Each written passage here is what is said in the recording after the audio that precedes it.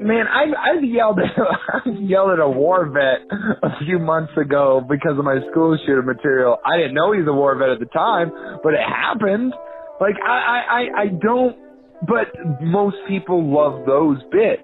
You will always come against the grain of certain people. And yeah, there are certain things that I don't say, but that's more because I feel like I shouldn't say them. I'm down for saying whatever you want. If you want to say whatever the fuck you want, say whatever the fuck you want. There's certain things that I don't say, and those are very far and few between. But there are certain personal things that I just don't say that I feel that, one, aren't funny. And this is coming from a guy who jokes about death more than anybody I know. But there are certain things that are just offensive. I've met comics, and I won't even want to call them comics, but like people who do offensive jokes just to be offensive. Everybody's heard those jokes. You hear them from your stepdad, you hear them from your uncle, you hear them from some guy at church that you don't really want to hang out with, but he's there and he pays your rent, kind of. And this story got very specific all of a sudden. Yeah, I know, right? I'm talking about my bald friend, other one. But you met those people. We had to deal with a motherfucker like that recently in the Denver comedy scene, and it wasn't about. To him, it wasn't about being funny. It was just about being offensive. And that's where, I crossed the line. I try to be, I don't want to say offensive. I don't try to be offensive. I just try to talk about things that I want to talk about. And I try to bring everybody in by doing those bits. I want to talk about, the reason I talk about death so much is because it's something everybody experiences and nobody wants to talk about. And so I want to bring people into, actually discussing it because it's fucking important. Yeah, I've noticed that I have a lot of suicide material because I've just had a lot of people in my life kill themselves. And if I name the GOAT, if I'm like, my buddy Ryan killed himself. My friend's prospect and kill yourself right now over the phone. I already had that experience. I don't need it twice in my life. Look, I'm about to drive off a bridge, so give me 2 minutes to finish this story. Is the Adderall withdrawal that bad?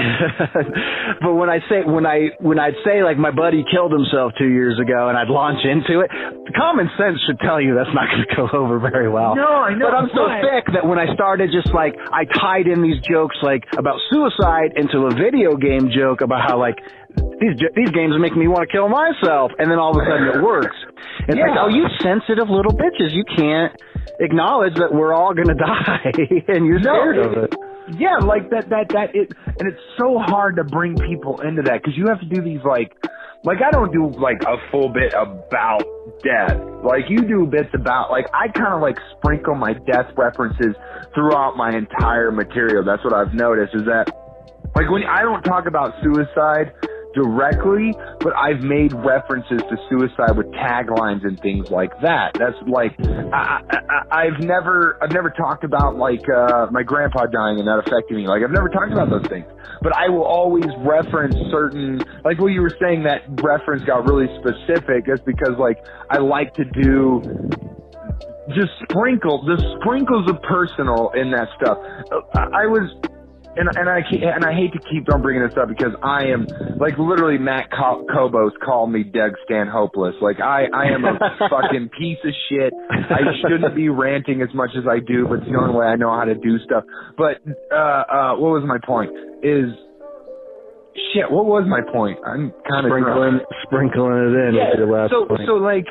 I like to talk about social issues and stuff, but Doug Stanhope was talking about how Bill Hicks never put his personal self out there, right?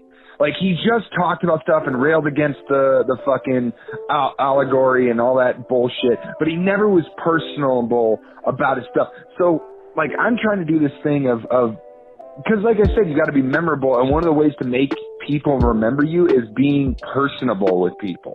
Not catty where it's just kind of you can sense the bullshit, but being real with people. And one of the ways to do that is to just sprinkle in your personal bullshit or just your real self into material. You know what I mean? Yeah.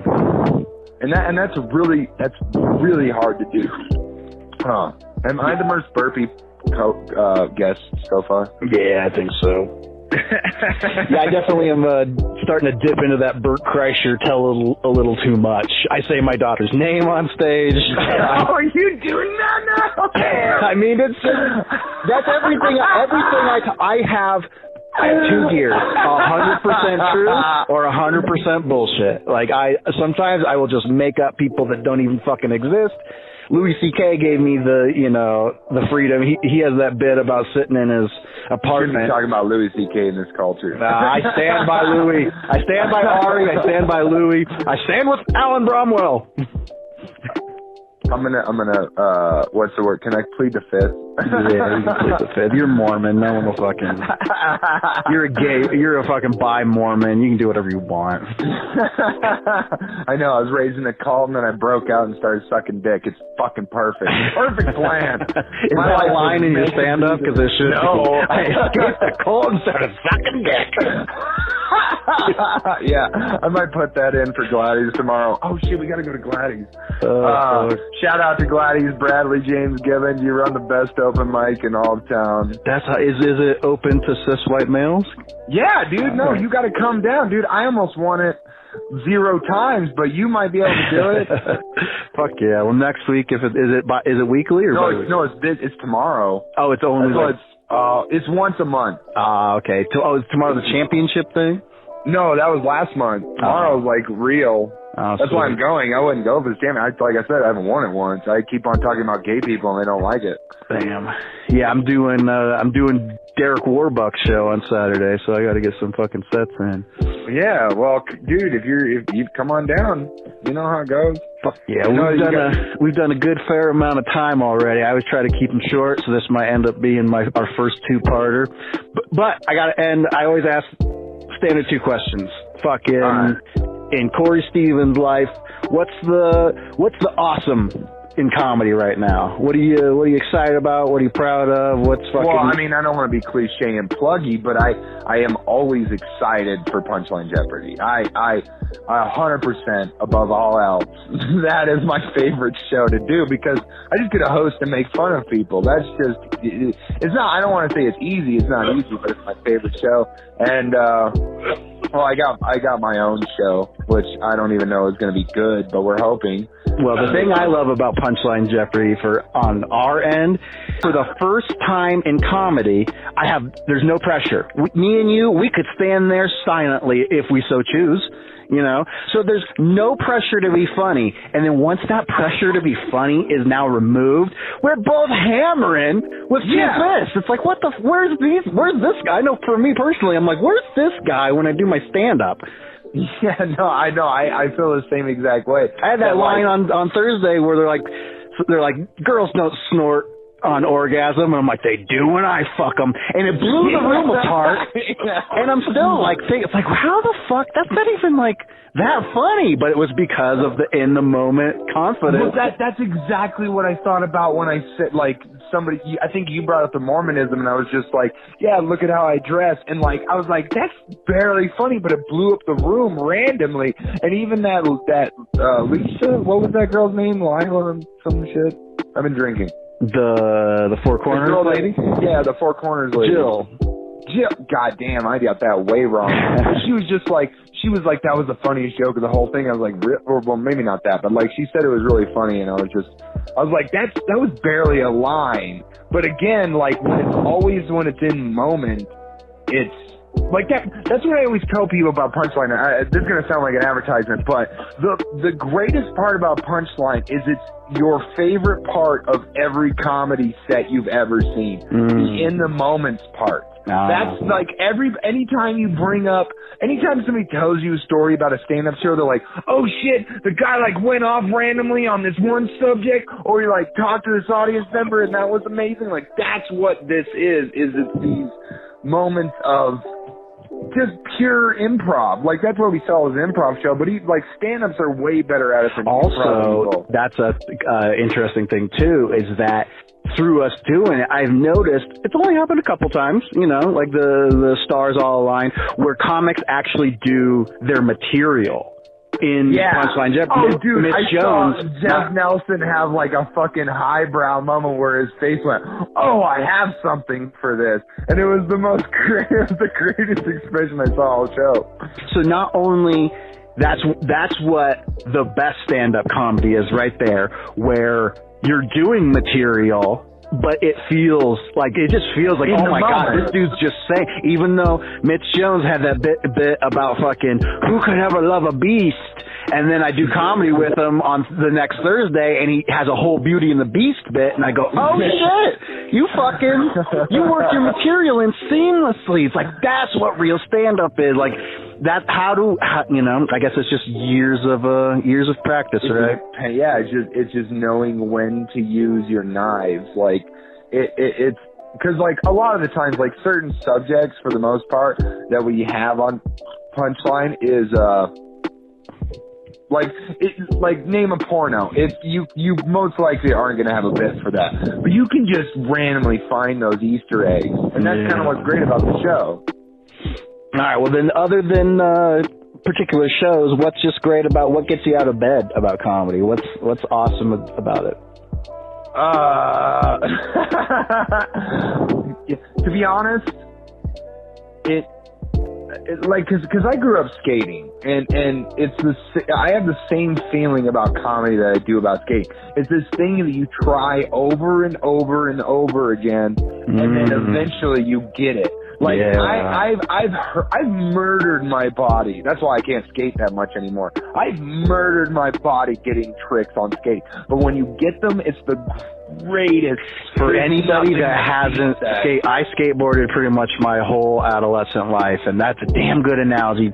Kick flipping like an 8-stair set. You know how long it took me to learn how to kick flip? I was kick flipping in grass before I did it moving. And I was doing stupid shit. And bombing and skateboarding might lose teeth.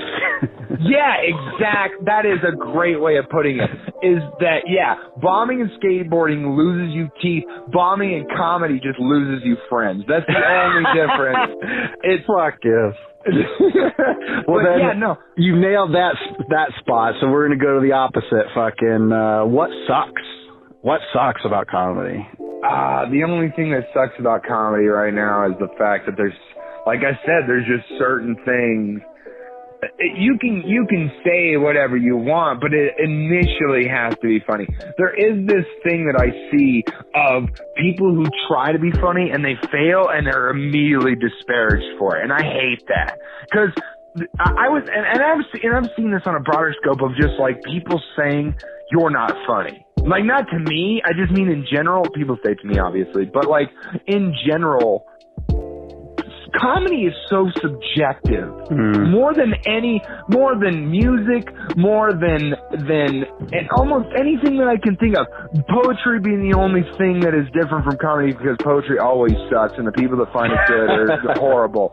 But comedy's most I know, you said I'm an asshole. You were right. He's a good person, but he's a piece of shit.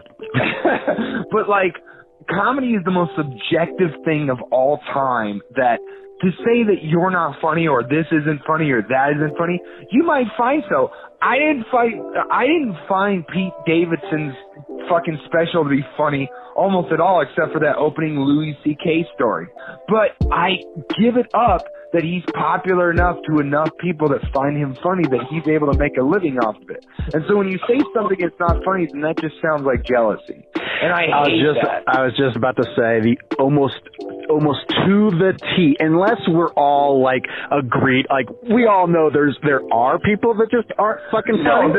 Obviously. Always. But whenever I'm talking shit and I'm like, that guy sucks, he ain't funny, it's usually because it's not that he's not funny, it's that he's getting or he or she is getting what I deem unwarranted success.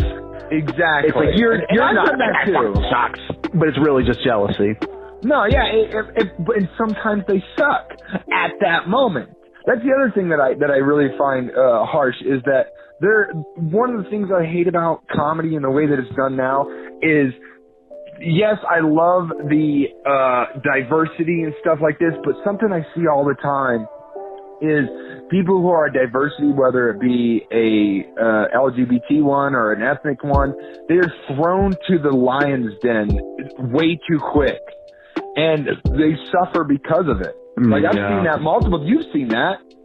Oh, of course. Of course. Like, they cup.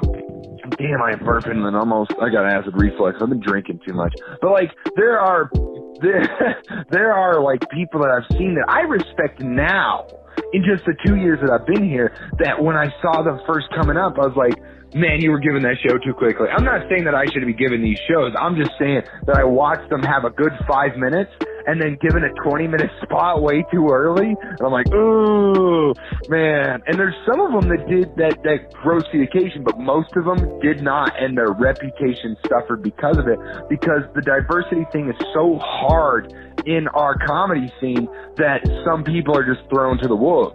And there was a person that I was like, oh man, because you know what's great about Punchline Jeopardy? This is the thing I always think that one of the reasons that it's so fucking strong is that we didn't come up with it, like this thing and like put it into a showcase and try to make it popular. We started in the fucking belly of the beast, Kinga, midnight, every single week for fucking 3/4 of a year. And looking back, I can't believe we did that, but Punchline Jeopardy could not, and we don't have any frills in Punchline Jeopardy. There's no, like, boards or projections or any bells and whistles. It's literally the comic. So if you picture, once we start gluing bells and whistles to this thing, it's going to be a rocket ship, only because of the struggle. No one cared.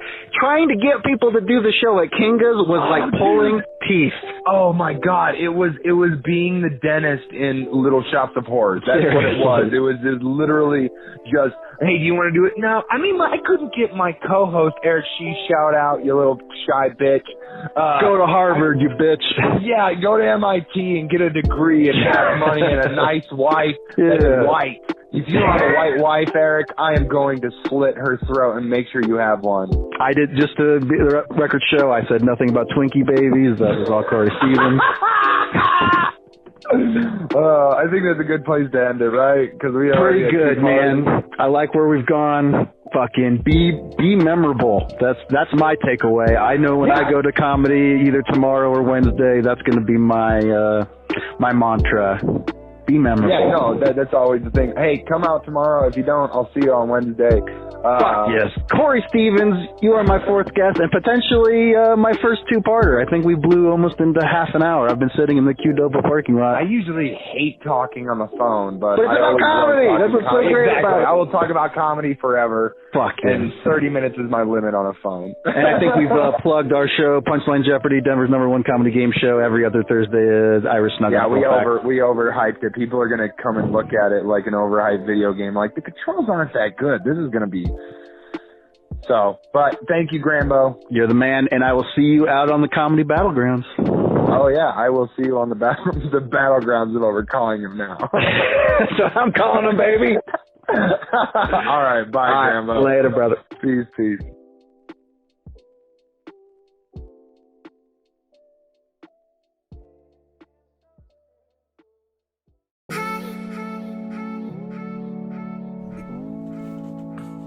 Holy shit, the end of part 2. We did it. That was amazing. We talked some shit, plugged our show, and learned a little bit more about comedy. That was interesting. Cory Stevens is the host of Kinga's Open Mic every Tuesday, does showcases all around town, and is my co-host for Punchline Jeopardy, and just a good friend. Check him out wherever he is. So if you're listening to this, you probably listened to the first one. So I already said everything I have to say. You know the spiel. The show's called Comics with Grambo. And I'm out.